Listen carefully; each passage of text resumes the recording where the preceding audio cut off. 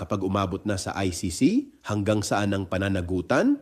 Kapag ang usapin ay hindi na kayang resolbahin sa loob ng bansa at dinadala na sa pandaigdigang hukuman, hindi ba ito senyales ng pagkukulang ng sistema?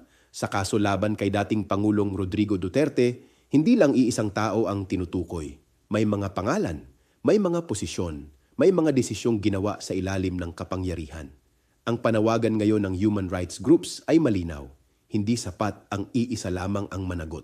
Kung may sistemang nagpatupad, may sistemang dapat ding managot. Pero dito, nagiging mas mabigat ang tanong. Handa ba ang sistema na imbestigahan ang sarili nito? Kapag ang mga dati ring nasa poder ang pinangalanan bilang co-perpetrators, hindi na ito simpleng kaso. Ito ay pagsubok sa buong istruktura ng kapangyarihan.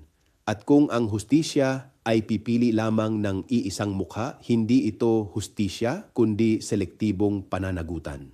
Ako si Bishop Tonyo, obispong migrante sa Europa, at ito ang Damdaming Makabayan, tinig mula sa laylayan.